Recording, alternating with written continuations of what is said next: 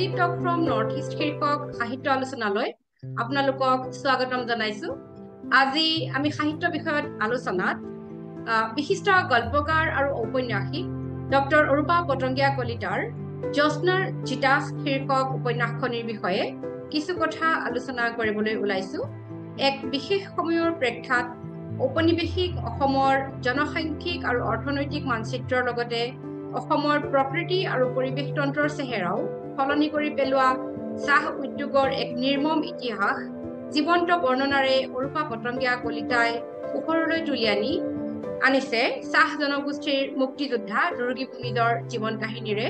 অৱশ্যে চাহ জনগোষ্ঠীৰ মুক্তিযোদ্ধা দুৰ্গী ভূমিজৰ জীৱন কাহিনী যদিও জ্যোৎস্নাৰ জিতাস ঔপন্যাসিকৰ সুনিপুণ হাতৰ পৰশত মাথোন এক জীৱনভিত্তিক উপন্যাসেই হৈ থকা নাই, ই হৈ উঠিছে অসমৰ বুকুৰ ঔপনিৱেশিক ইতিহাসৰ এক নিৰ্মম দলিল। অসমৰ চাহ বাগিচাৰ পটভূমিত ৰচিত সকলোবোৰ উপন্যাসতকৈ ব্যতিক্ৰম এই উপন্যাসখনিৰ বিষয়ে কিছু কথা আলোচনা কৰিবলৈ আমি আমন্ত্ৰণ জনাই আনিছো অসমৰ এগৰাকী বিশিষ্ট সাহিত্য সমালোচক তথা সম্পাদক ডক্টৰ অসীম চুতীয়া। মই তেখেতক স্বাগতম জনাইছো। আমি আমন্ত্ৰণ জনাই আনিছো অসমৰ এগৰাকী বিশিষ্ট কথা সাহিত্যিক জুৰি বৰা বৰগোহাঁই, তেখেতক মই স্বাগতম জনাইছো। আৰু আমি আমন্ত্ৰণ জনাই আনিছো অসমৰ এগৰাকী তৰুণ গল্পকাৰ জুৰি বৰুৱাক, মই তেখেতকো স্বাগতম জনাইছো। আমি ডক্টৰ অসীম চুতীয়াৰ পৰাই আলোচনাটো আৰম্ভ কৰো নহয় জানো। ডক্টৰ অসীম চুতীয়া, আপোনাক মই সুধিব বিচাৰিছো, সাম্প্ৰতিক অসমীয়া উপন্যাস সাহিত্যত জ্যোৎস্নাৰ জিতাস উপন্যাসখনৰ বিচাৰ আপুনি কেনেদৰে কৰিব? অসমৰ চাহ বাগিচাৰ পটভূমিত ৰচিত আন উপন্যাসৰ পৰা এই উপন্যাসখন কিদৰে পৃথক? হয়, আপুনি আগবঢ়াওক। হয়, নমস্কাৰ। প্ৰথমে আপোনাক মই ধন্যবাদ জ্ঞাপন কৰিছো মোক এই আলোচনাটোত অংশগ্ৰহণ কৰিবলৈ সুযোগ দিয়াৰ বাবে। প্ৰথম কথাটো হ'ল যে অৰূপা পটংগীয়া কলিতা বাইদেউ আমাৰ সকলো এগৰাকী নমস্য ঔপন্যাসিক। তেখেতে ইতিমধ্যে যিকেইখন উপন্যাস লিখিছে আটাইকেইখন উপন্যাসৰ বিষয়বস্তুৱে আমাক বিশেষভাৱে প্ৰভাৱিত কৰিছে। আৰু আমি লক্ষ্য কৰিছো যে তেখেতে যিবিলাক উপন্যাস নিৰ্বাচন কৰিছে প্ৰায়বিলাক উপন্যাসতে একোগৰাকী নাৰী চৰিত্ৰক প্ৰাধান্য দিয়া হৈছে। আৰু সেই নাৰী চৰিত্ৰৰ যোগেদি নাৰীয়ে পুৰুষতান্ত্ৰিক সমাজ ব্যৱস্থাত বিভিন্ন প্ৰকাৰে যি শোষিত বা নিৰ্যাতিত যিবিলাক দিশ, সেই দিশবিলাক তেওঁ খুব ধুনীয়াকৈ উপস্থাপন কৰিছে। আৰু একেবাৰে শেহতীয়া এখন উপন্যাস তেওঁ জ্যোৎস্নাৰ জিতাস, এই উপন্যাসখনত তেখেতে মূলত দুৰ্গী ভূমিজ নামৰ এটা কেৰেক্টাৰ প্ৰধান চৰিত্ৰ হিচাপে লৈ ব্ৰিটিছ শাসিত অসমৰ যি চাহ জনগোষ্ঠীৰ যিসকল নাৰী, সেই নাৰীসকলে সন্মুখীন হোৱা বিভিন্ন বিষয় তেওঁ ইয়াত উপস্থাপন কৰিছে। আৰু আমি ইতিমধ্যে অসমীয়া সাহিত্যৰ যদি ইতিহাস চাওঁ তেতিয়াহ'লে চাহ জনগোষ্ঠীক কেন্দ্ৰ কৰি বহুকেইখন উপন্যাস লিখা হৈছে। সেউজী পাতৰ কাহিনীৰ পৰা আজি জ্যোৎস্নাৰ জিতাসলৈকে বহুকেইখন উপন্যাস লিখা হৈছে। আৰু আমি যদি লক্ষ্য কৰো দেখো যে এই জ্যোৎস্নাৰ জিতাস নামৰ যিখন উপন্যাস, সেই উপন্যাসখনত অসমলৈ ব্ৰিটিছসকলে চাহ বাগিচাত কাম কৰিবলৈ যিসকল বনুৱা বা লৈ আহিছিলে, সেই বনুৱাসকলক কেন্দ্ৰ কৰি বনুৱাসকলে ব্ৰিটিছৰ দ্বাৰা যিখিনি শোষিত হৈছিলে সেই শোষিত হোৱাৰ ইয়াত উপস্থাপন কৰা হৈছে। দুৰ্গী ভূমিত আৰু মানৰি কুৰাং নামৰ দুগৰাকী মূল কেৰেক্টাৰ হিচাপে লৈছে। আৰু এই দুয়োগৰাকীয়ে ব্ৰিটিছৰ চাহ বাগানত কাম কৰিবলৈ যাওঁতে তেওঁলোকে যি ধৰণৰ এটা নিৰ্যাতন পাইছিলে, প্ৰথম কথাটো হ'ল যে ব্ৰিটিছসকলে যেতিয়া চাহ বাগিচাত কাম কৰিবলৈ যিসকল চাহাব আহিছিলে তেওঁলোকে লগত লগত কেতিয়াও নাৰী লৈ অহা নাছিলে। তেওঁলোকে ইয়াত অহাৰ যিখিনি চাহ বাগিচাত কাম কৰা যিবিলাক নাৰী, সেই নাৰীবিলাকৰ ওপৰত তেওঁলোকৰ মূলত চকু আছে। তেওঁলোকে শোষণ বিভিন্ন প্ৰকাৰে কৰিছিলে, ধৰক কাম কৰাৰ অজুহাত দেখাইছিলে, কাম কৰিব নোৱাৰিলে চাবুকৰ কোব দিছিলে। যেনেকে এই জ্যোৎস্নাৰ জিতাস নামৰ উপন্যাসখনত দশৰথ নামৰ এটা চৰিত্ৰ আছে, সেই চৰিত্ৰটোৱে কাম কৰিব নোৱাৰাৰ কাৰণে ব্ৰিটিছৰ চাবুকৰ কোব খাইছিলে। আৰু তেনেকে দুৰ্গী ভূমিজৰ যিজন স্বামী দাসৰুৱেও তাৰমানে ব্ৰিটিছৰ কাম কৰিব নোৱাৰাৰ কাৰণে কোব খাইছিলে। আৰু একে সময়তে দুৰ্গী ভূমিজৰ ওপৰত ব্ৰিটিছৰ যিটো চকু আছিলে, সেই চকুটোৰ কাৰণে দাসৰু নামৰ কেৰেক্টাৰটো মানসিকভাৱে বিকাৰগ্ৰস্ত হৈ পৰা আমি লক্ষ্য কৰিছো। আৰু উপন্যাসখনৰ উপন্যাসিকে দুৰ্গী ভূমিজক কি নামটো কেলে আহিছে সেই কথাটো খুব সুন্দৰকে বৰ্ণনা কৰিছে। তাৰ পৰা আচলতে গোটেই উপন্যাসখনৰ মূল চৰিত্ৰটো তাৰমানে আমি ঔপন্যাসিকৰ দৃষ্টিৰে আমি মানে অনুধাৱন কৰিব পাৰো যে তাত কোৱা হৈছে যে দুৰ্গী ভূমিত নামটো এইকাৰণে দিয়া হৈছিলে যে দুৰ্গা পূজাৰ আনন্দ মাদলৰ মাজতে দুৰ্গী জন্ম হৈছিলে, সেইকাৰণে তেওঁৰ নামটো দুৰ্গী ৰখা হৈছিলে। দুৰ্গা গোসাঁনী বুলিও মাতিছিলে, দুৰ্গা আই বুলি মাতিছিলে, এনেকুৱা ধৰণে তাৰমানে নামটো ৰখা হৈছিলে। পিছত এনেই যিটো মানে আমাৰ দুৰ্গী ভূমিজক পিছত ব্ৰিটিছ চাহাবে নিজৰ ৰক্ষিতা পত্নী হিচাপে স্থান দিছিলে। আৰু যেতিয়া ৰক্ষিতা পত্নী হিচাপে স্থান দিয়াৰ পিছত যেতিয়া সন্তান জন্ম হৈছিলে, সন্তান জন্ম হোৱাৰ পিছত যেতিয়া নিজৰ স্বাৰ্থ মানে আদায় শেষ হৈছিলে, শেষ হোৱাৰ পিছত ব্ৰিটিছজন আকৌ বিদেশলৈ গুচি গৈছে। আৰু বিদেশলৈ যাওঁতে কিন্তু দুৰ্গী ভূমিজক লগত লৈ যাব বিচৰা নাছিলে, লগত লৈ গৈছিলে তেওঁৰ যি দুটা সন্তানক লৈ যাব বিচাৰিছিলে। আৰু দুৰ্গী ভূমি তাতে ক্ষুণ্ণ হৈছিলে। তেওঁ ভাবিছিলে যে এগৰাকী নাৰীক মাতৃ আৰু পত্নী মৰ্যাদা দিয়াৰ সলনি ব্ৰিটিছে যিটো শোষণ কৰিছে, সেই শোষণৰ যিখন ছবি, সেই ছবিখন পিছত তেওঁ বুদ্ধ বৰুৱা নামৰ এটা স্বাধীনতা সংগ্ৰামী এজন ব্যক্তিক লগ পাইছে। আৰু লগ পাই তেওঁ যিখিনি ক্ষোভ আছিলে, সেই গোটেই ক্ষোভখিনি তাৰমানে আন্দোলনত জঁপিয়াই পৰি ব্ৰিটিছৰ বিৰুদ্ধে তেওঁ সেই ক্ষোভখিনি মানে উজাৰি দিছে। গতিকে আজি আপুনি যিটো প্ৰশ্ন কৰিছে যে সাম্প্ৰতিক চাহ বাগিচাৰ মানে বিষয় ভিত্তিক যিবিলাক উপন্যাস, সেই উপন্যাস বিলাকৰ পৰা এই উপন্যাসখন কিয় পৃথক? প্ৰথম কথাটো হ'ল অৰূপা পতংগীয়া কলিতা বাইদেৱে এই গোটেই চাহ জনগোষ্ঠীৰ মানুহখিনিয়ে বা নাৰীসকলে যিটো শোষণ নিৰ্যাতনৰ যিখন ছবি, সেই আটাইখিনি মানে ইয়াত আচলতে বৰ্ণনা কৰিবলৈ চেষ্টা কৰিছে। আৰু মই এটা প্ৰসংগক্ৰমে কওঁ, সেউজী পাতৰ কাহিনীত ছোনিয়া নামৰ এটা কেৰেক্টাৰ আছিলে, আৰু ছোনিয়া আৰু এই দুৰ্গা ভূমিজ, এই দুইটা কেৰেক্টাৰ কিন্তু এটা মানে সামঞ্জস্য আছে, এটা বেলেগ ধৰণৰ এটা সামঞ্জস্য আছে। আৰু সেইফালৰ পৰা আচলতে উপন্যাসখনৰ দৃষ্টিভংগীটো বেলেগ ধৰণৰ। আৰু ইয়াত যিখিনি কথা তেওঁ উপস্থাপন কৰিছে, সেই উপস্থাপন কৰা যিবিলাক দিশ বা তেওঁ বৰ্ণনা শৈলী বা মানে নাৰী কেইবাটাও দিছে। কোনোবা নাৰীয়ে আত্মহত্যা কৰিছে, ব্ৰিটিছৰ নিৰ্যাতন সহিব নোৱাৰি সমাজত মুখলজ্জা ভয়ত নিজকে আত্মহত্যা কৰিছে, কিন্তু দুৰ্গী ভূমিজক সাহস আৰু প্ৰতিবাদী নাৰী হিচাপে থিয়কাই ৰাখিছে। সেইটো এটা বিষয়। আৰু পৃথকতাটো আছে মানে যে ইয়াত মাংৰি ওৰাঙৰ যে মানে আমাৰ অৰূপা পতংগীয়া কলিতা বাইদেৱে যিটো ভাষা, সেইটো চাহ জনগোষ্ঠীৰ মাজত ভাষা, চাহ জনগোষ্ঠীৰ মানুহৰ মুখৰ ভাষাটোক তেওঁ প্ৰধান ভাষা হিচাপে লৈ আহিছে। আৰু সেইফালৰ পৰা আমি যদি চাওঁ, তেতিয়াহ'লে ইয়াৰ যিটো বিশেষত্ব বা ইয়াৰ যিটো বিষয়বস্তু, সেই বিষয়বস্তুটোৱে সকলো শ্ৰেণীৰ পঢ়ুৱৈক মানে আকৰ্ষণ কৰিব পৰাকে বা সকলো এই গোটেই বিষয়টো মানে চাহ জনগোষ্ঠীৰ মানুহখিনিয়ে যুগ যুগ ধৰি বঞ্চনা বা শোষণ নিৰ্যাতনৰ যিখিনি বলি হৈ আছে, ৰাজনৈতিকভাৱে হওক, সামাজিকভাৱে হওক বা ঐতিহাসিকভাৱে হওক, এই গোটেই দিশবিলাক মানে আচলতে উপন্যাসখনত উপস্থাপন কৰিছে। সেইফালৰ পৰা মই ভাবো যে আজি চাহ জনগোষ্ঠীৰ মানুহখিনিয়ে যিখিনি কথা তেওঁলোকে ক'ব নোৱাৰে বা ক'ব লাগে বুলি তেওঁলোকে অনুভৱ কৰে, সেইখিনি অৰূপা পতংগীয়া কলিতা বাইদেৱে উপন্যাসখনৰ মাজেৰে উপস্থাপন কৰিব পাৰিছে। সেইকাৰণে চাহ জনগোষ্ঠীৰ এই সময়ৰ চাহ জনগোষ্ঠীৰ মানুহখিনিৰ এই সময়ৰ যিটো প্ৰতিবাদ, এই প্ৰতিবাদটো আচলতে উপন্যাসখনৰ মাজত উপস্থাপন কৰিছে। হয়, অশেষ ধন্যবাদ আপোনাৰ এই সমালোচনাত্মক দৃষ্টিভংগীৰ কাৰণে। আমাৰ আলোচনাটো আগবঢ়াই নিয়া যথেষ্ট সুবিধা কৰি দিলে, বাট মুকলি কৰি দিলে। মই জুৰি বৰা বৰগোহাঁই তেখেতৰ ওচৰলৈ আহিছো। আপুনি উপন্যাসখনৰ যি প্ৰধান কেন্দ্ৰীয় চৰিত্ৰ দুৰ্গী, এই দুৰ্গীৰ সন্দৰ্ভত আমি কিছু কথা পাতিছিলো। আপোনাৰ এক নিজস্ব পৰ্যবেক্ষণ আছে, নিজস্ব দৃষ্টিভংগী আছে। গতিকে এই প্ৰধান চৰিত্ৰটিৰ এটি সমালোচনাত্মক বিশ্লেষণ উপন্যাসখনৰ আপোনাৰ পৰা আশা কৰিছো। হয়,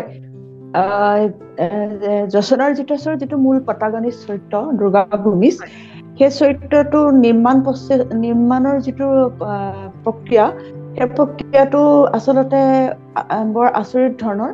আমি প্ৰথম অৱস্থাৰ উপন্যাসখনৰ প্ৰথম অৱস্থাত দেখো দুৰ্গা ভূমিজ এজনী সাধাৰণ ছোৱালী, যি ফুল ভাল পায়, যি চুৰি ভাল পায়, যি পায়েল ভাল পায়, যি মাদলৰ বাজনা ভাল পায়, নাচি ভাল পায়, আৰু যি গান গুণগুণাই থাকে, একেবাৰে এজনী সাধাৰণ ছোৱালী। যি সেই ছোৱালীজনীয়ে আচলতে গোটেই ভাৰতবৰ্ষৰ শ্ৰমিক শ্ৰেণীৰ এজনী সাধাৰণ ছোৱালীক প্ৰতিনিধিত্ব কৰিছে।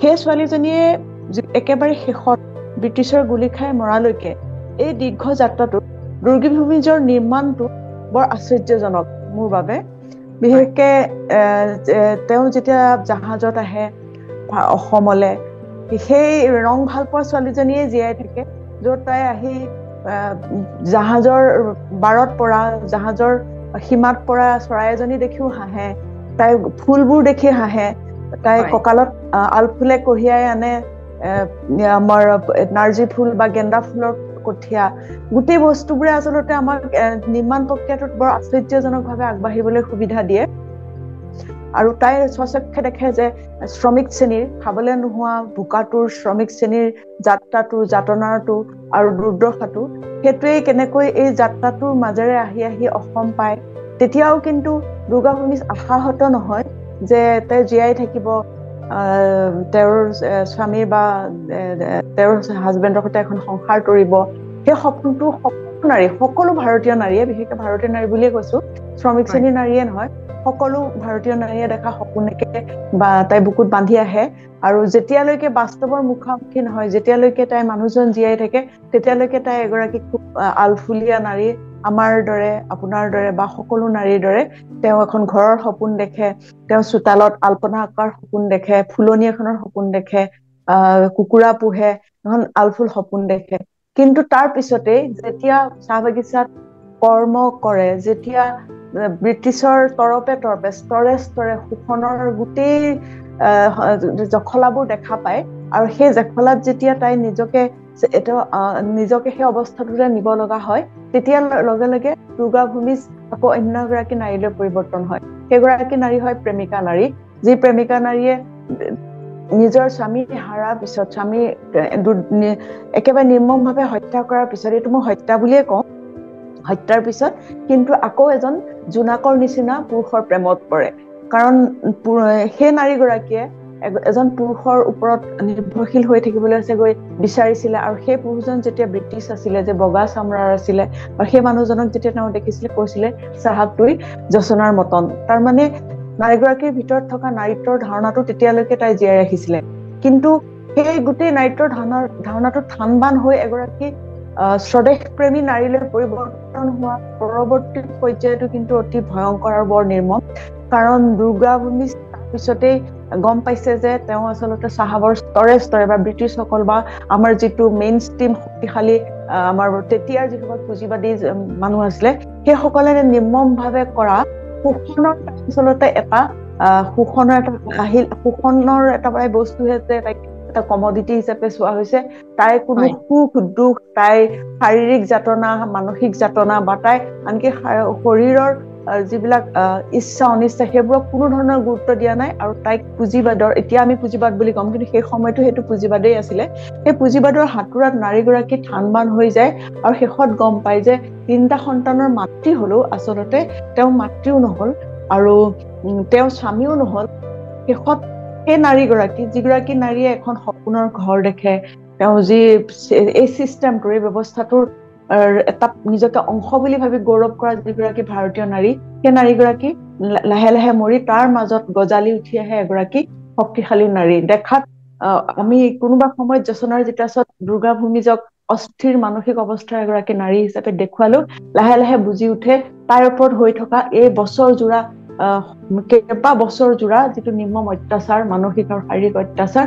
আৰু যিটো সামাজিক অত্যাচাৰ আচলতে শোষণ সেই শোষণটোৰ মাজেৰে দুৰ্গা ভূমি যে নিজক গঢ়ি তোলে আৰু তাৰ চাৰিওফালে যিটো ৰাজনৈতিক পৰিৱেশ সেই ৰাজনৈতিক পৰিৱেশে দুৰ্গা ভূমিজক এগৰাকী স্বদেশ প্ৰেমী নাৰীলৈ গঢ় দিয়ে আৰু এই গোটেই গঢ় দিয়াৰ গোটেই প্ৰচেষ্টাটোত আচলতে দুৰ্গা ভূমি গঢ় ল'বলৈ বাধ্য হৈ পৰে কাৰণ তাই গম পায় যে কোম্পানীয়ে তাইক একো দিয়া নাই তাই যিজন মানুহৰ তাই ৰক্ষিতা হৈ আছিলে সেই মানুহজনে একো দিয়া নাই বাগিচাই একো দিয়া নাই আৰু শেষত সামাজিক আৰু ৰাজনৈতিক বিপ্লৱৰ অংশীদাৰ হ'বলৈ গোটেই পৰিৱেশটোৱে তাইক বাধ্য কৰে আৰু শেষৰ ফালে আমি দেখো যে গোটেই আমি ভাবি থকা আমাৰ নেৰেটিভে নিৰ্মাণ কৰা চাহ বাগিচাৰ বনুৱা বুলি যিগৰাকী মহিলাক আমি আজিও দেখো যে সস্তীয়া শাৰী পিন্ধি পিঠিত টুকুৰি লৈ যোৱা এগৰাকী নাৰীৰ যিটো আমাৰ ইমেজ আমি সাধাৰণতে দেখা পাওঁ সেই সকলোখিনি ভাঙি চিঙি দুৰ্গা ভূমি চৰি উঠিছে এগৰাকী বিপ্লৱী আৰু সেই বিপ্লৱী হোৱাৰ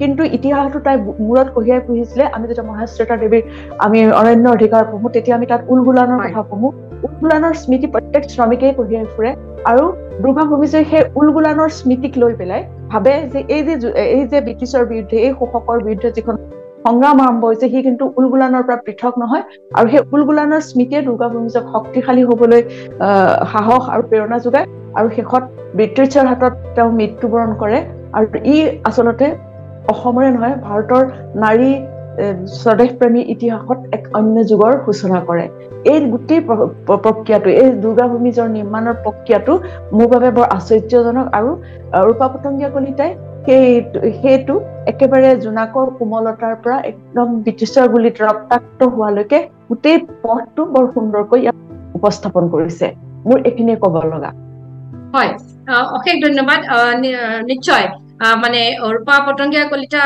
বাইদেউৰ তেখেতৰ নাৰী চৰিত্ৰবোৰৰ নিৰ্মাণে আমাক সদায় এক ধৰণৰ মানে নতুন দৃষ্টিভংগী আনি দিয়ে যে আমি কিদৰে সেই সাহিত্য কৰ্ম সৃষ্টি কৰোঁতে কিদৰে চাম আৰু দুৰ্গাৰ এই সকলোবোৰৰ ভিতৰতে কিন্তু দুৰ্গী ভূমিজৰ যিটো চৰিত্ৰ তেওঁ নিৰ্মাণ কৰিছে এইটো এটা আশ্চৰ্যকৰ নিৰ্মাণ বুলি ক'ব লাগিব যে তেখেতে নিজেও ইমান ভিতৰলৈ সোমাই গৈছে সেই চৰিত্ৰটিৰ আৰু কিদৰে নিৰ্মাণ কৰিছে এগৰাকী নাৰী মানে ধীৰে ধীৰে কেনেকৈ মানে তেখেতৰ যিবিলাক পৰিৱৰ্তন হয় একেবাৰে নজনা সাধাৰণ মহিলা এগৰাকী কিদৰে বিপ্লৱী সত্তা আহৰণ কৰে ইয়াৰ যিটো আশ্চৰ্যকৰ নিৰ্মাণ সেইটোৱে বোধ হয় উপন্যাসখনৰ অন্যতম মূল সৌন্দৰ্য মই আপোনাক ধন্যবাদ জনাইছো মই জুৰি বৰুৱাৰ ওচৰলৈ আহিছো আপুনি তৰুণ গল্পকাৰ আপুনি বিদ্যায়তনিক কামতো আপোনাৰ বিশেষ আগ্ৰহ আছে সেইবাবে আপোনাৰ বাবে মই এটা বিশেষ প্ৰশ্ন ৰাখিছো যে জ্যোৎস্নাৰ চিতা উপন্যাসখনত দুৰ্গীৰ চৰিত্ৰটিৰে সেই সময়ৰ ঔপনিৱেশিক ইতিহাসৰ যি বিস্তৃতি সেই বিস্তৃতি সম্পৰ্কে আপোনাৰ পৰ্যবেক্ষণ কেনেধৰণৰ হয় ৰত্নাবা শুনিবলৈ পাইছে অকমান ডাঙৰকে ক'লে বেয়া নহয় মই ভাবো যে দুৰ্গীৰ যিটো চৰিত্ৰ সেইটো এই গোটেই উপন্যাসখনত এটা আচলতে সাংকেতিকভাৱে নিৰূপণ কৰা এটা চৰিত্ৰহে হয় প্ৰটাগনিষ্ট দুৰ্গী গোটেই সমাজখনৰ সেই সময়ছোৱাৰ নাৰীসকলৰ যিটো জীৱনৰ যিটো যাতনা আৰু তাৰ লগতে তেওঁলোকে সেই সময়ছোৱাত কেনেকুৱা ধৰণে নিজকে প্ৰতিফলিত কৰিব বিচাৰিছিলে এনেকুৱা ধৰণৰ এক ঔপনিৱেশিক ব্যৱস্থাত সেই দৃষ্টিভংগী আৰোপ কৰাৰ জৰিয়তে লেখিকাই আচলতে উপন্যাসিকে আচলতে দুৰ্গীক এক বেলেগ পৰ্যায়লৈ লৈ গৈছে যিটো ইতিমধ্যে মোৰ আগতে কোৱা দুজন বক্তাই অনুক্ৰিয়াইছে তেওঁলোকৰ কথাত মই ভাবো যে এই উপন্যাসখন আচলতে উপন্যাসখনৰ আটাইতকৈ গুৰুত্বপূৰ্ণ দিশটো হৈছে যে এই উপনিৱেশিক সময়ছোৱাৰ যি কাহিনী পটভূমি কিন্তু ইয়াক ৰচনা কৰা হৈছে উত্তৰ উপনিৱেশিক সময়ছোৱাত গতিকে ইয়াৰ যিটো মানে ইয়াক চোৱাৰ যিটো দৃষ্টিভংগী গোটেই সামগ্ৰিকভাৱে গোটেই উপন্যাসখনৰ কাহিনীটো চোৱাৰ যিটো দৃষ্টিভংগী সেইটো উত্তৰ উপনিৱেশিকতাৰ পৰা উপনিৱেশিকতাবাদৰ স্মৃতিক এক ধৰণৰ পৰ্যবেক্ষণ কৰাৰ এটা যাত্ৰা আৰু ২ নম্বৰ যিটো গুৰুত্বপূৰ্ণ কথা সেইটো হৈছে যে লেখিকা নিজে এজন আউটসাইডাৰ লেখিকাৰ যদি আমি স্থিতি চাওঁ তেতিয়াহ'লে আমি দেখিবলৈ পাম যে তেওঁ আচলতে যিটো জনগোষ্ঠীৰ প্ৰতিনিধি মানে চৰিত্ৰ নিৰূপণ কৰিছে বা চৰিত্ৰসমূহৰ বৰ্ণনা কৰিছে তেওঁ নিজে সেই জনগোষ্ঠীটোৰ প্ৰতিনিধি নহয় গতিকে আমি শেহতীয়াকৈ যিবোৰ উপনিৱেশিক ধাৰা দেখিবলৈ পাওঁ ইংৰাজী উপন্যাসত বা অন্য ভাষাৰ উপন্যাসসমূহত লেটিন আমেৰিকান উপন্যাসসমূহত তেনেকুৱা এটা ধাৰা আমি এই উপন্যাসখনতো দেখিবলৈ পাওঁ যে উপনিৱেশিকতাবাদৰ কাৰণে কেনেকুৱা ধৰণে আমাৰ সমাজৰ লগতে আমাৰ পাৰিপাৰ্শ্বিকতা আমাৰ অৰ্থনৈতিক ব্যৱস্থা আমাৰ শ্ৰমৰ যি মানে অনুদানৰ মানে পুৰুষ আৰু মহিলাই শ্ৰম কেনেকৈ শ্ৰমৰ ক্ষেত্ৰত তেওঁলোকৰ কেনেকুৱা ধৰণৰ ভূমিকা থাকে তেওঁলোকক কোনে নিয়ন্ত্ৰণ কৰে বা সামগ্ৰিকভাৱে এটা পুঁজিবাদী শ্ৰম ব্যৱস্থাই কেনেকুৱা ধৰণে এখন সমাজক বিভাজিত কৰিব পাৰে সেই পৰ্যবেক্ষণ এই উপন্যাসখনত আমি দেখিবলৈ পাওঁ তাৰ লগতে আমি এটা খুব গুৰুত্বপূৰ্ণ দুৰ্গীৰ চৰিত্ৰটোৰ সমান্তৰালভাৱে এটা খুব গুৰুত্বপূৰ্ণ চৰিত্ৰ হৈছে উপন্যাসখনৰ ফ্ৰেজাৰ চাহাব যোনে যি আহি ইয়াত বাগিচাসমূহৰ পৰিচালনাৰ লগত জড়িত হয় আৰু উপন্যাসখনত তাৰ ফ্ৰেজাৰ চাহাবৰ এটা খুব গুৰুত্বপূৰ্ণ বিৱৰণ আছে আমি যদি চাওঁ তেতিয়াহ'লে আমি দেখিবলৈ পাওঁ যে উপন্যাসখনত ফ্ৰেজাৰক দেখুওৱা হৈছে তেওঁ অত্যন্ত মানে এখন নতুন ঠাইত আহি পিনি কেনেকৈ তেওঁ তেওঁ এজন ধাৰ্মিক ব্যক্তি, তেওঁ ব্ৰিটিছ সাম্ৰাজ্যৰ প্ৰতি বেছ আনুগত্যশীল ব্যক্তি, আৰু লগতে তেওঁ আহি নতুন ঠাইখনত কেনেকুৱা ধৰণে শ্ৰম বিভাজনৰ ক্ষেত্ৰত তেখেতৰ যিটো দৃষ্টিভংগী সেইটো কেনেকুৱা ধৰণৰ, এই ক্ষেত্ৰত উপন্যাসিকে যথেষ্ট মানে কষ্ট আৰু গৱেষণা কৰি ফ্ৰেজাৰ চাহাবৰ মাধ্যমেৰে দুৰ্গীৰ জীৱনটোলৈ আকৌ গতি কৰিছে। গতিকে উপনিৱেশিকতাবাদৰ যি এক ৰাজনীতি, সেয়া বিভিন্ন ধৰণৰ ভূগোলত, বিশেষকৈ আমাৰ ভাৰতবৰ্ষৰ দৰে এখন দেশত কিয় ব্ৰিটিছে আহি পিনি নিজৰ উপনিৱেশিকতাবাদী ধাৰাসমূহৰ বিস্তাৰ ঘটোৱাৰ মানে এটা প্ৰসাৰ ঘটোৱাৰ এটা প্ৰচেষ্টা চলাইছিলে, তাৰ এটা দীঘলীয়া যাত্ৰা, আৰু সেই যাত্ৰাটোত কেনেকে মানুহৰ জনপ্ৰব্ৰজন আৰম্ভ হৈছিলে, ধৰি লওক সুতনাগপুৰ ভেলীৰ পৰা কেনেকে তেওঁলোকক অনা হৈছিলে, তাৰ এক বিৱৰণ আমি এই উপন্যাসখনত পাওঁ। আৰু এই বিৱৰণটোৱে আচলতে বহু সময়ত আমাক ভাবিবলৈ বাধ্য কৰায় যে মানুহৰ জীৱনৰ যি এক বাস্তৱ, বিশেষকৈ সেইসকল মানুহৰ যিসকল প্ৰান্তীয়, যিসকলৰ নিজৰ কোনো মতামত ৰখাৰ বা নিজৰ বিষয়ে নিজে সিদ্ধান্ত গ্ৰহণ কৰা কোনো ধৰণৰ ক্ষমতা সেই সময়ত নাছিলে। আৰু বোধ কৰোঁ এই প্ৰশ্নটো আজিৰ তাৰিখতো সমানেই প্ৰাসংগিক। আজি তেওঁলোকৰ নিজৰ জীৱনক লৈ বা তেওঁলোকৰ শ্ৰমৰ মজুৰি কিমান হ'ব, তেওঁলোকৰ সামাজিক স্তৰত তেওঁলোকৰ মত প্ৰকাশৰ স্বাধীনতা কিমান হ'ব, সেই প্ৰশ্নবোৰ আজিও সামগ্ৰিকভাৱে আমি যদি চাওঁ তেতিয়াহ'লে সেই সমানেই গুৰুত্বপূৰ্ণ। গতিকে উপনিৱেশিকতাবাদী যিটো যাত্ৰা এই গোটেই উপন্যাসখনত আমি দেখিবলৈ পাওঁ, সেই যাত্ৰাটোৰ আটাইতকৈ গুৰুত্বপূৰ্ণ দিশসমূহৰ ভিতৰত মই 3টা দিশ উল্লেখ কৰিব বিচাৰিম চমুকৈ। এটা হৈছে যে ইয়াত আমি এক বহল জনপ্ৰব্ৰজন দেখিবলৈ পাওঁ, অৰ্থাৎ কেনেকৈ তেওঁলোকক অনা হ'ল আৰু এই বাগিচাবিলাকত তেওঁলোকক কেনেকৈ মানে সংস্থাপিত কৰাৰ মাধ্যমত তেওঁলোকক কেনেকৈ শোষণ কৰা। দ্বিতীয়টো হৈছে আমি ইয়াত অন্য এটা দৃষ্টিভংগীৰে যদি চাওঁ তেতিয়া দেখিবলৈ পাওঁ যে ফ্ৰেজাৰ চাহাবৰ মাধ্যমত দেখুওৱা হৈছে যে বাগিচাসমূহত কেনেকৈ মানুহৰ মাজত মহামাৰী বিয়পিল, তেওঁলোকক কেনেকৈ মানে ভাগ ভাগ কৰাৰ মানে ৰোগীয়া মানুহখিনিক কেনেকৈ বেলেগকে ৰখা হ'ল, বা মহিলাক কেনেকৈ বেলেগকে ৰখা হ'ল, বা মহিলাক কেনেকৈ কোনবোৰ কামৰ সৈতে জড়িত কৰা হ'ল, পুৰুষক কোনবোৰ কামৰ দায়িত্ব দিয়া হ'ল।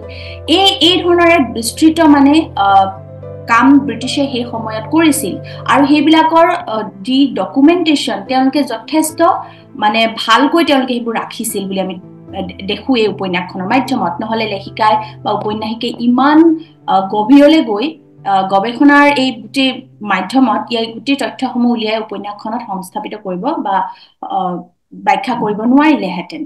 আৰু তৃতীয় যিটো কথা সেইটো হৈছে যে ব্ৰিটিছৰ দৃষ্টিভংগীত বা উপনিৱেশিকসকলৰ দৃষ্টিভংগীত নাৰীৰ প্ৰতি তেওঁলোকৰ কেনেকুৱা ধৰণৰ মানে চিন্তা বা চেতনা আছিল।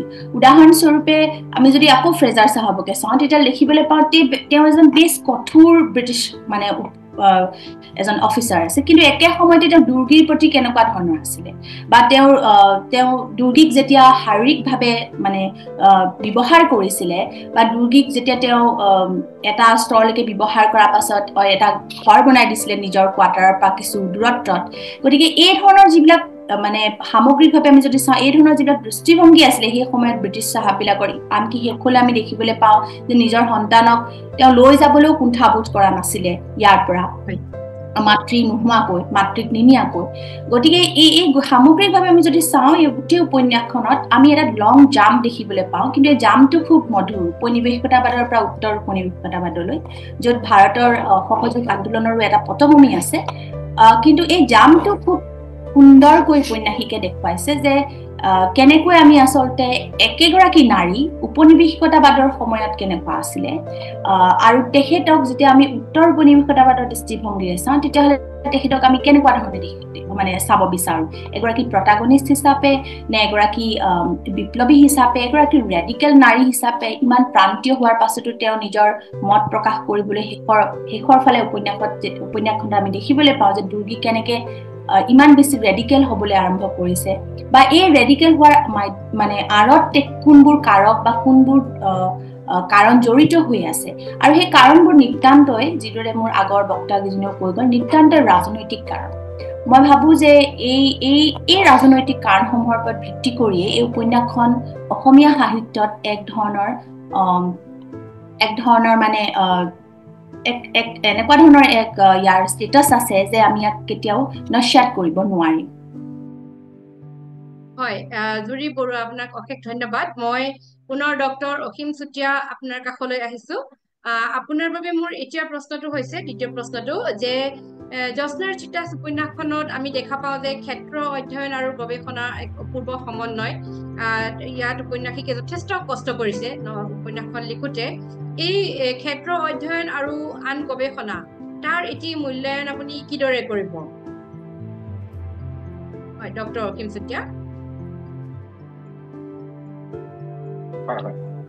অলপ আগতে জুৰি বৰুৱাই বহুখিনি কথা ইতিমধ্যে উল্লেখ কৰিছে যে ব্ৰিটিছসকলৰ কিছু কাম আচলতে প্ৰণালীবদ্ধ আছিলে, যে তেওঁলোকে যি কাম কৰিছিলে তাৰ খুব ডকুমেণ্টেশ্যনটো খুব ভালকে কৰিছিলে, তথ্যবিলাক তেওঁলোকে খুব ভালকে সংৰক্ষণ কৰিছিলে, যাৰ কাৰণে আমি আজি তাৰিখতো সেই ব্ৰিটিছৰ সমসাময়িক যিখন ছবি, সেই ছবিখন বিভিন্ন তথ্যৰ আধাৰত আমি মানে উলিয়াই পেলাব পাৰো।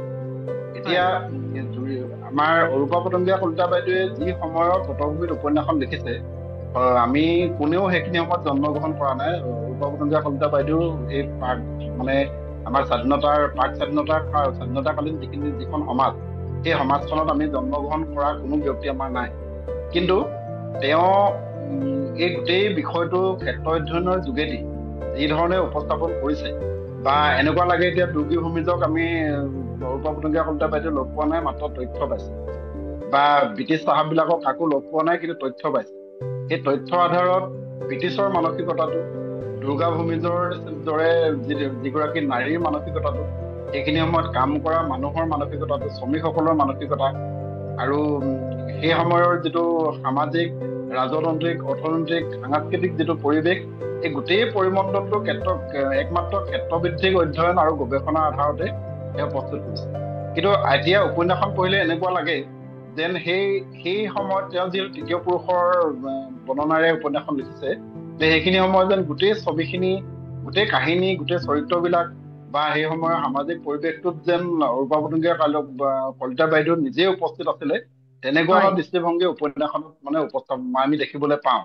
অৰ্থাৎ এইটোৰ যোগেদি এইটো কথা আমি প্ৰমাণ হয় যে অৰূপা পতংগীয়া কলিতা বাইদেৱে উপন্যাসখন লিখিব যাওঁতে যিমানখিনি তেওঁ অধ্যয়ন আৰু তেওঁ যি ধৰণে তেওঁ গভীৰলৈ গৈছে, সেইটো আচলতে আমাৰ আজি যি নতুন উপন্যাসিকৰ কাৰণে এটা নিদৰ্শন হ'ব পাৰে। আৰু প্ৰত্যেকটো চৰিত্ৰৰ মানসিকতা, আৰু তেওঁলোকৰ পুৰুষ হিচাপে পুৰুষৰ চৰিত্ৰৰ মানসিকতা, নাৰী হিচাপে নাৰীৰ মানসিকতা, এই আটাইবিলাক দিশৰ এটা সাংঘাতিক ধৰণৰ এটা সামঞ্জস্য আমি দেখিছো, বা এটা খুব সুসমন্বয় উপন্যাসখনত ঘটিছে। যিটো তেওঁ কৰা গৱেষণাৰ এটা আমি মানে গৱেষণা কৰিবলৈ যাওঁতে বা ক্ষেত্ৰ অধ্যয়ন কৰিবলৈ যাওঁতে যিখিনি কষ্ট কৰিছে, তাৰ ফলটো আমি উপন্যাসখনত দেখিবলৈ পাইছো। সেইফালৰ পৰা মই ভাবো যে আমাৰ এই আলোচনাত উপস্থিত থকা জুৰি বৰুৱা বাইদেৱেও বহু সময়ত ক্ষেত্ৰ অধ্যয়ন কৰা দেখিছো, কিন্তু বহুতে ক্ষেত্ৰ অধ্যয়ন কৰি তথ্য পায়, কিন্তু সেই তথ্যবিলাক ধুনীয়াকে উপস্থাপন কৰাৰ ক্ষেত্ৰত ব্যৰ্থ হয়। গতিকে আমি অৰূপা পতংগীয়া কলিতা বাইদেউ যিটো উপস্থাপন শৈলী, তেওঁ যি ধৰণে উপন্যাসখন উপস্থাপন কৰিছে, যি ধৰণে কাহিনী নিৰ্মাণ কৰিছে, চৰিত্ৰ নিৰ্মাণ কৰিছে, তেওঁ সামাজিক পৰিৱেশটো তুলি ধৰিছে বা সেই সময়ৰ পৰিৱেশটো তুলি ধৰিছে, এই আটাইবিলাক দিশৰ কাৰণে আচলতে এই উপন্যাসখন এটা গৱেষণা আৰু ক্ষেত্ৰ অধ্যয়ন এটা মাইলষ্টন হ'ব পাৰে। হয়, গৱেষণা, ক্ষেত্ৰ অধ্যয়ন আৰু তাৰ লগতে যি অন্তৰ্দৃষ্টি, এই তিনিওটাৰ সমন্বয়ে আচলতে উপন্যাসখন অনন্য কৰি তুলিছে, নহয় জানো? হয়। মই জুৰি বৰগোহাঁই আপোনাৰ ওচৰলৈ আহিছো আকৌ এবাৰ, যে যিটো তেখেতে দুৰ্গী চৰিত্ৰ অংকন কৰিলে বা উপন্যাসখন যিদৰে আগবঢ়াই নিছে, তাত তেখেতে বহুত চাহ বাগিচাৰ গীত বা আদিবাসী লোকসকলৰ যিসকলক ইয়ালৈ লৈ অনা হৈছিল, তেওঁলোকৰ এৰি অহা ঠাইবোৰৰ গীত, বা ইয়াতেও তেওঁলোকে সাজি লোৱা নানান মানে বহুত গীত মাতেৰে মানে উপন্যাসখন সমৃদ্ধ কৰি লৈ গৈছে। এই গীতসমূহৰ এটি বিশ্লেষণ আপুনি কৰিব নেকি, যে সেই গীতসমূহে উপন্যাসখন কিদৰে সমৃদ্ধ কৰিছে? হয়, উপন্যাসখনৰ প্ৰথমৰ পৰাই শেষলৈকে বিভিন্ন ধৰণৰ গীতৰ আচলতে টুকুৰা বা অংশ ইয়াত সন্নিৱিষ্ট কৰিছে লেখিকা অৰূপা বাইদেৱে। আৰু আমি যেতিয়া কিতাপখন পঢ়িছিলো, তাত আমি বিভিন্ন ধৰণৰ গীতৰ অংশ বা একাংশ আমি তাত দেখা পাওঁ, তাত বেলেগ বেলেগ ধৰণৰ। প্ৰথমতে মই এক ধৰণৰ গীতৰ কথা কৈছো, যে প্ৰথম অৱস্থাত যেতিয়া দুৰ্গী ভূমিজ আহিছে বা তেওঁলোকৰ যিটো প্ৰথম অৱস্থাৰ গান সেইখিনি তেওঁ যিখিনি গীতাংশ ব্যৱহাৰ কৰিছে সেইখিনি প্ৰীতিৰ গান বুলি ক'ব পাৰি। তাত বিশেষকৈ প্ৰেম প্ৰীতিৰ কথা আছে। মুড়িৰ এটা মই উল্লেখ কৰি দিছোঁ, মুড়িৰ মজা নিমখ জলকা, ভাতেৰ মজা দাইলৰে, নতুন প্ৰীতিৰ মজা আখি ঠাইৰে। মানে প্ৰেম সেইখিনি সময়ত এজনী কিশোৰী বা কিশোৰীৰ পৰা যৌৱনপ্ৰাপ্ত এগৰাকী ছোৱালীৰ যিবিলাক তেওঁলোকৰ গীত তাৰ একাংশ ইয়াত তেওঁ সন্নিৱিষ্ট কৰিছে। আৰু ইয়াৰ লগে লগে সেই সমাজখন চাহ বাগিচা বা শ্ৰমিক শ্ৰেণীৰ যিকেইখন সমাজ, সেই সমাজখনত দুৰ্গা পূজা এটা ডাঙৰ অনুষ্ঠান। তেওঁলোকৰ বছৰেকীয়া অনুষ্ঠানটোত তেওঁলোকে সকলো সংস্কৃতি বা মন প্ৰাণ ঢালি দিয়ে। তাৰ দুৰ্গা পূজাৰ কিছু গানৰ অংশ ইয়াত তেওঁ সন্নিৱিষ্ট কৰিছে। তাত তেওঁলোকে গাইছে, আশ্বিন মাছে দুৰ্গা পূজা, সবাই পিন্ধে নীল শাড়ী, চল গো দাদা দেখতে যাব ঢাকেৰ কেমন গুড়গুড়ি। ঢাকেৰ যিটো শব্দ, ঢাক বজে, মানে আমাৰ দুৰ্গা পূজাত ঢাক বাজে, ঢাকৰ যিটো শব্দ সেইটো কেনেকৈ হয়, সেইটো ৰাধিম নিচিনাকৈ যিটো শব্দ হয়, তাৰ সেইটো শুনিবলৈ কিশোৰীগৰাকীৰ যিটো আগ্ৰহ বা তেওঁলোকৰ সমাজখনৰ যুৱক যুৱতীসকলৰ যিটো আগ্ৰহ, সেইটো এই গীতৰ কথাংশৰ মাজেৰে প্ৰকাশ পাইছে। আৰু তেওঁলোকৰ সংস্কৃতিৰ যিটো যাত্ৰা সেইটো তেওঁলোকে এই গীতৰ মাজেৰে প্ৰকাশ কৰিছে। দ্বিতীয়টা অন্য এক ধৰণৰ সংগীতৰ বা গানৰ একাংশ ইয়াত সন্নিৱিষ্ট কৰিছে, সেইটো হৈছে যে অসমলৈ তেওঁলোকক যেতিয়া অনা হৈছিলে, অসমলৈ অনা দুৰ্বিষহ যাত্ৰা আৰু যিটো যাতনা, সেইবোৰ তেওঁলোকক মুখে মুখে প্ৰচলিত কিছু গীতাংশ আছিলে। আৰু তাৰ এটা এনেকে গীত তেওঁ ইয়াত সন্নিৱিষ্ট কৰিছে যিটো এতিয়াও আমাৰ মাজত প্ৰচলিত হৈ আছে। চৰ্দাৰ বোলে কাম কাম, বাবু বোলে ধৰি আন, চাহেব বোলে লিব পিঠেৰ চাল, ফাঁকি দিয়ে আনিলি আছাম। তেওঁলোকৰ ক্ষেত্ৰত যিখিনি বিশ্বাসঘাতকতা কৰা হ'ল, যিখিনি তেওঁলোকৰ প্ৰতি অন্যায় কৰা হ'ল, সেইবোৰ তেওঁলোকৰ গীতৰ মাজেৰে সেই হতাশাক প্ৰকাশ কৰিছে। চতুৰ্থতে যিসকল ইয়ালৈ আহিছিলে, যিসকল শ্ৰমিকক ইয়ালৈ অনা আহিছিলে, বিভিন্ন ঠাইৰ আছিলে। তাৰ ভিতৰত চাওতালী বা তেওঁলোকৰ যিসকল আছে, তেওঁলোকক তীৰণ দাস বা তীৰ খেলত আছিলে। আৰু তীৰ খেলৰ কিছু গীতাংশ ইয়াত তেওঁলোকে ভৰ্তি কৰিছে। আৰু আমি জানো যে বিশেষকৈ মুণ্ডা লিখাসকল বা মুণ্ডাসকলৰ মাজত তীৰ খেলটো খুব জনপ্ৰিয়। তাতে তাৰো এটা গীতাংশ তেওঁ ইয়াত সন্নিৱিষ্ট কৰিছে। কোন মুণ্ডা জানে তীৰেৰ মন্তৰ, তুমি জান হে, তুমি ধনুক উঠাও, তুমি নিশানাবিদ, তুমি পাৰ হে, তুমি। ইয়াত তেওঁলোকক মুণ্ডাসকলৰ যে যিটো তীৰ খেলাৰ যিটো পাৰ্গতালী, সেই বিষয়ে তেওঁলোকক কোৱা হৈছে। পঞ্চমতে তেওঁলোকৰ যিবোৰ ঐশ্বৰিক ধ্যান ধাৰণা, সেই জনগোষ্ঠীয় সমাজখনত চাহ বাগিচা কেন্দ্ৰিক বিভিন্ন জাতি জনগোষ্ঠীৰ যিটো মিশ্ৰণ, তেওঁলোকৰ যি ঈশ্বৰৰ লৈ যিখিনি ধ্যান ধাৰণা, সেই আমি পঞ্চম শাৰীত পেলাইছো। সেয়া তেওঁলোকে ঈশ্বৰক লৈ কিছু গীতৰ অংশ ইয়াত সন্নিৱিষ্ট কৰিছে। তুহু দয়া কৰবে ঈশ্বৰ মহাদেৱা গো, তুহু দয়া কৰবে ঈশ্বৰ মহাদেৱা গো, তুহু দয়া কৰবে দশভুজা দেৱী গো, তুহু দয়া কৰবে মহামায়া লক্ষী গো। ইয়াত তেওঁলোকৰ ধৰ্মীয় বিশ্বাস আৰু পৰম্পৰাৰ যিটো তেওঁলোকে কঢ়িয়াই লৈ ফুৰিছিলে, সেইটো তেওঁলোকে ইয়াত সন্নিৱিষ্ট কৰিছে লেখিকাই। আৰু আমাৰ যিহেতু যিসকল শ্ৰমিক আহিছিলে, তেওঁলোকে আজিৰ যুগত ক'বলৈ হ'লে এক সুন্দৰ প্ৰকৃতি পৰিৱেশৰ মাজেৰে আহিছিলে। সেই সময়ত ইণ্ডাষ্ট্ৰিয়েলাইজেশ্যন বা উদ্যোগীকৰণ হোৱা নাছিলে। তেওঁলোকে য'তেই থাকক, মুণ্ডাসকল য'তেই থাকক, তেওঁলোক অৰণ্যৰ প্ৰেমিক আছিলে বা প্ৰকৃতিৰ প্ৰেমিক আছিলে। গতিকে তেওঁলোকৰ গীত মাতৰ মাজত প্ৰকৃতি বৰ্ণনা আছে। গতিকে আমি ষষ্ঠতে আমি দেখা পালো যে তেওঁলোকে কিছু প্ৰকৃতি প্ৰেমৰ গান গাইছিল আৰু কঢ়িয়াই ফুৰিছিল। চৈত্ৰ বহাগ মাছে নদী বহে ৰসে ৰসে, ঢাতকি ফুল ফুটে মাঘ মাছে। আৰু এটা ইয়াত সন্নিৱিষ্ট হৈছে, পাহাৰে পৰ্বতে লতা, ফুলনা ফুটে জাপা জাপা, কেমন ভাঙিমা তোদেৰ খাচা, ডাল ভাঙিয়ে হল দশা। এনেকুৱা ধৰণৰ কিছু প্ৰকৃতি প্ৰেমৰ গীতো তেওঁ ইয়াত সন্নিৱিষ্ট কৰিছে। ইয়াৰ উপৰিও যিহেতু বহুত গীত আছে, গোটেইখিনি ব্যাখ্যা নকৰাকৈ মই ক'ব খুজিছো যে তেওঁলোকৰ যিটো সংস্কৃতিৰ প্ৰবাহ, তেওঁলোকৰ দাৰিদ্ৰৰ যিটো নিপীড়িতৰ জীৱনৰ প্ৰবাহ, সেই প্ৰবাহৰ কিছু টুকুৰা গান তেওঁ আৰু গান গাইছে যে এক পইচাৰ পুঠি মাছ, কায়াঙ্গুলাৰ তেল গো, মিনিৰ বাপে মাগে যদি আৰু দিব জোল গো। এইবোৰে তেওঁলোকৰ যিটো আৰ্থিক অনাটন বা এনেকুৱা ধৰণৰ কথাবিলাকো প্ৰকাশ কৰিছে। অৰূপা বাইদেউ এইটোৱে এটা ডাঙৰ কথা, এই সংগীতবিলাক, এই সংগীতৰ অংশ বা এই গানৰ অংশবিলাকে সমগ্ৰ উপন্যাসখনত তেওঁৰ যিটো চেতনা কঢ়িয়াই আনিছে, সাংস্কৃতিক চেতনা, নিপীড়িতৰ চেতনা, উপনিৱেশিক চেতনা, দাৰিদ্ৰৰ চেতনা বা তেওঁলোকৰ যিটো মনৰ প্ৰেম প্ৰীতিৰ চেতনা, গোটেই চেতনাৰ অংশবিলাক, টুকুৰাবিলাক তুলি দিলত ই বেছিকৈ প্ৰতিপন্ন হৈছে যে, আৰু ইয়াৰ মাজেৰে আমি গোটেই চৰিত্ৰবোৰ সামাজিক ৰাজনৈতিক দৃশ্যপটৰ লগত একাত্মবোধ হ'ব পাৰোঁ। এইটো আচলতে উপন্যাসখনৰ অন্য এক সফল দিশ বুলি আমি ক'ব বিচাৰোঁ। হয়, অশেষ ধন্যবাদ। এক বিস্তৃত আলোচনা আপুনি আগবঢ়ালে গীতসমূহৰ, যিসমূহ গীতৰ আলোচনা অবিহনে হয়তো উপন্যাসখনৰ আলোচনাই আধৰুৱা হৈ ৰ'লহেঁতেন। মই পুনৰ জুৰি বৰুৱা আপোনাৰ কাষলৈ আহিছোঁ। আপুনি তৰুণ প্ৰজন্মৰ গল্পকাৰ, তৰুণ প্ৰজন্মক প্ৰতিনিধিত্ব কৰে আৰু আপুনি এগৰাকী চিৰিয়াছ পাঠক। অসমৰ তৰুণ প্ৰজন্মই এই উপন্যাসখন পঢ়াটো কিয় উচিত বুলি আপুনি ভাবে?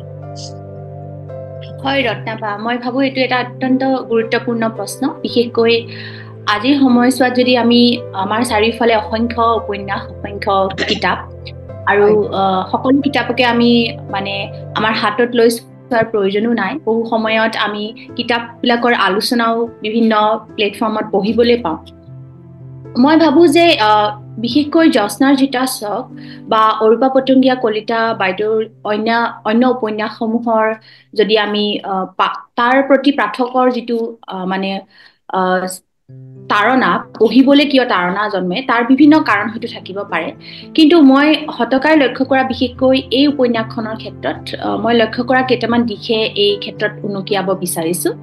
মই ভাবোঁ যে নৱপ্ৰজন্মই বা এতিয়া উঠি অহা প্ৰজন্মই বিশেষকৈ নিজৰ ইতিহাসক জনাটো খুবেই প্ৰয়োজন।